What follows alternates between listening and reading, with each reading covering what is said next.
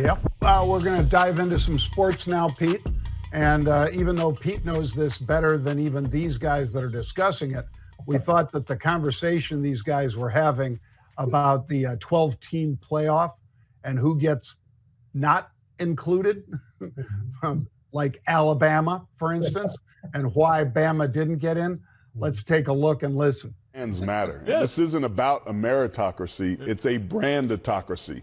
The one consistency that the committee had played to date was the loss column. It ordered them rank and file right in a row. And if the teams were close, the team that won got. There was maybe an exception or two.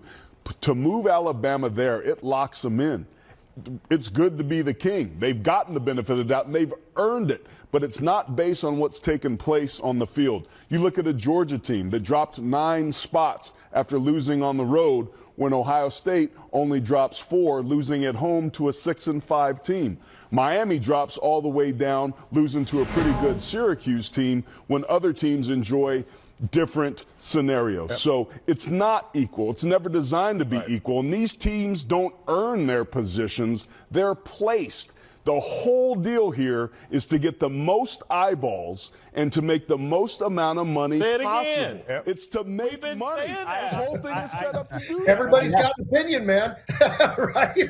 Well, and it's all about ratings, right, Pete? Yes. Yep. I mean, you know, some people would look at it, a purist like Pete might say, well, it's supposed to be the 12 best teams. Mm-hmm. And yes, but ratings have something to do with it too.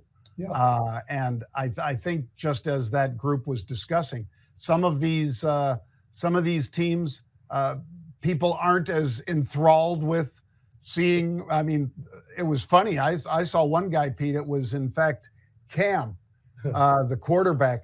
Cam was going crazy. Cam Newton was saying, you know, ain't nobody heard of Boise. Nobody care about Boise. Yeah, Ginty, they care about him. Nobody care about Boise. I'll tell you what, he couldn't be more wrong, John, and I appreciate him. I like him. You and I have gotten to know him. We met him back in the day when he was still a quarterback at Carolina. But I got to tell you something. I think they got it right. I did my own version before the sports show that I do on Sundays, and every single name is right where I was thinking it would be. Because how do you look past an Indiana who goes 11-1?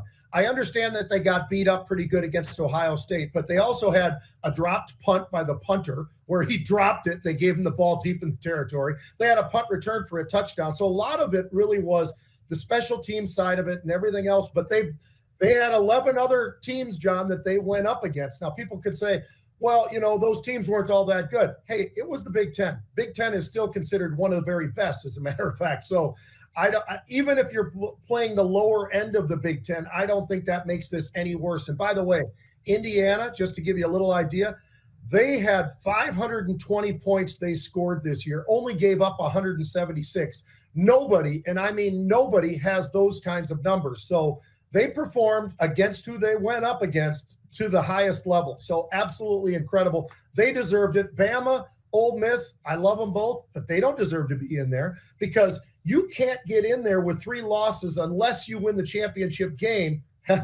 That's where Clemson comes in. And, John, you and I talked about Dabo Swinney and the fact that he's staying away from the portal. He's only done like 3 or 4 transactions total in the portal. This is a guy who still believes in, you know what, you recruit a guy, you form him into the player that he's going to be and the person he's going to be, because Dabo's very concerned about that as well. I have all the respect in the world. And you know what? Yeah, they're 10-3. They deserve to be where they are because they beat an SMU team that everybody loved. And SMU had to get in there as well because even though they got beat, they deserved it from the season they had, and they didn't have 3 losses. So I think that this final 12 is perfectly lined up. Now, the only part that gets a little bit scary, John, is who has to play who after the first round. And that's where things get a little bit dicey because I think Oregon's got the toughest sledding once you get past the very first week. Yeah, because they get that bye. Yeah. And like you say then, Pete, it'd be better to not be the number 1 seed given who they're going to have to play in that first round for them, second round for these guys. So that's going to be interesting. Yeah. All right. How about the Vikings, Pete? What do you think here? Well, here's the one I wanted to bring up because I do that radio show, as you know, and you're very nice. You always talk about it on the show here, but we do it 2 hours every single Sunday. I am a former Viking, but I also played for other teams. I can tell you this: the Vikings might be, by a lot of people, the worst 11-win team that there is. And a lot of people don't really like what the Vikings have been able to do. But again, John, when I look at these guys, I'm like, well, but they are winning. I think the problem people have with the Vikings, why they're not very excited, is they're not winning by much, and they're not winning big enough against a lot of inferior teams that are under 500 or at 500 in terms of wins and losses when the Vikings play them. So do they have a very simple schedule? I would say they probably have the easiest schedule in the entire NFL. And as a matter of fact, John, they still get your Bears coming again as well. So the chances that they can continue this winning streak that they're on right now are there. Sam Darnold, I got to give him all the credit in the world because I was as difficult on him. I was definitely on and critical about everything that he had done in previously. But John, what if I told you in the last 4 games he's thrown 12 touchdowns and 0 interceptions? I mean, this is against inferior competition, but it is the NFL. He's doing what they need to do to get the Minnesota Vikings into a great spot. And they are right below Detroit right now when you look at the division with Green Bay right on their heels. So they might be playing in the best division in all of football, quite frankly. I think the Vikings are probably an overrated team to some degree, but don't look past them because they have the tools to beat people. Yeah, and anytime you got Jefferson out there on the field, Pete, you got a chance to put up, 2 touchdowns just with that guy. Yeah. Let alone that Darnold has a bunch of other targets now that have worked out pretty well for him. Not bad. Well, thanks for joining us, folks.